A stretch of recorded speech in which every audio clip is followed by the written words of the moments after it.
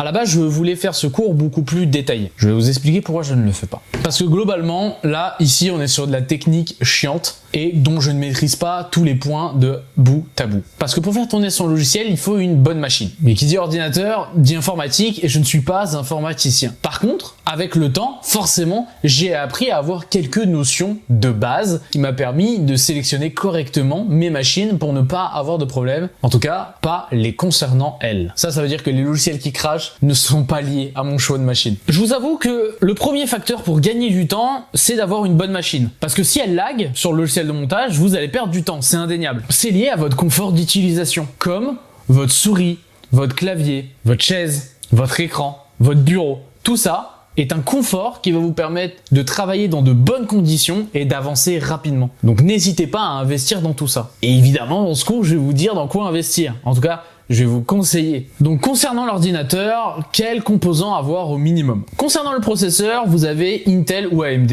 Dans les deux cas, vous avez une série 7 et une série 9. Évidemment, la série 9 est meilleure, donc je vous la recommande, mais la série 7 est le minimum requis, je pense, pour moi. Et quoi que vous preniez entre un i7, un i9, un R7 ou un R9, essayez de prendre la dernière génération, ou en tout cas celle qui s'en rapproche le plus. Parce qu'ils consomment moins, ils sont plus performants, etc., etc. Au niveau des gigas de RAM, c'est super important si vous faites beaucoup d'effets visuels. Donc je vous recommande au minimum 16 gigas de RAM, c'est vraiment le minimum. 32, c'est mieux. Et plus, c'est excellent. Je vous conseille aussi un SSD si vous montez des vidéos en 4K. Si c'est de la Full HD et de l'HD, vous pouvez vous en sortir avec des disques durs. Mais encore une fois, le confort avant tout, le SSD n'est pas négligeable. Mais avoir un disque dur d'au moins 1 Tera est aussi pas négligeable. Qu'il soit externe ou interne à votre machine, c'est important pour stocker vos données. Parce qu'en montage vidéo, ça peut très vite monter. Sinon, vous avez les solutions de cloud, mais il faut avoir une bonne connexion, ce qui n'est pas le cas de tous. Et pour terminer, un point assez important de votre machine, une carte graphique. C'est indispensable, sauf pour les derniers MacBook Pro, avec les nouvelles puces M1, M2. Car ces puces sont tellement performantes qu'elles peuvent s'occuper aussi de la partie graphique. Si vous avez un processeur i7, i9 ou quoi, prenez une carte graphique en plus, c'est indispensable. Et ça sera bien plus performant d'ailleurs. Je vous conseille Nvidia, pour des raisons que j'évoquerai plus tard dans l'optimisation d'Adobe Premiere, mais AMD ça marche aussi, vous inquiétez pas. Et concernant la série à prendre chez Nvidia, je vous conseillerais de prendre à partir de la série des 3000. Les 2000 ça passe encore, les 1000 ça commence à être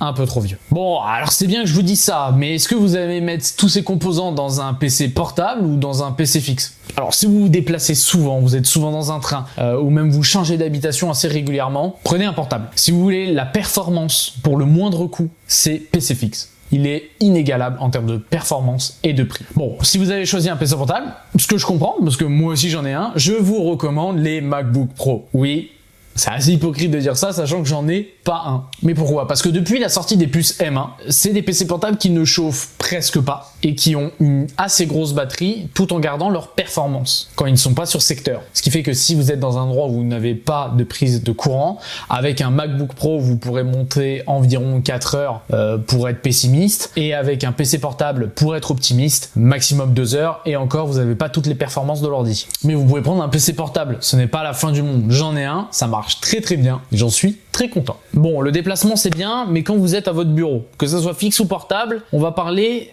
d'accessoires annexes, notamment un écran externe. Moi je vous conseille un 27 pouces, 24 le minimum, mais 27 vous êtes bien, 32 vous êtes encore mieux. Avoir plusieurs écrans c'est bien aussi, alors si vous avez un PC portable comme moi ça peut faire office de deuxième écran, mais si vous êtes sur un PC fixe, investissez aussi dans un deuxième écran, peut-être de moins bonne qualité, ce n'est pas grave, mais pour avoir tous les à côté, page Google quand vous faites vos recherches, script, Discord, et même mettre des fenêtres d'Adobe Premiere Pro pour gagner de la place sur l'écran principal. Et croyez-moi que c'est important, parce que si vous avez un écran trop petit, et bah vous allez devoir mettre toutes les mêmes fenêtres au même endroit. Donc c'est important, peu importe PC portable ou écran externe, d'avoir le plus large écran possible que vous pouvez. Parce que vous allez pouvoir voir plus de choses dans votre logiciel de montage et moins perdre de temps à chercher, à déplacer les curseurs, etc. Et une souris, si possible ergonomique pour éviter les douleurs au poignet, et un clavier avec un repose-poignet pour les mêmes raisons, c'est aussi recommandé. Et d'autres recommandations que j'ai à faire, évidemment, un casque ou de bonnes enceintes,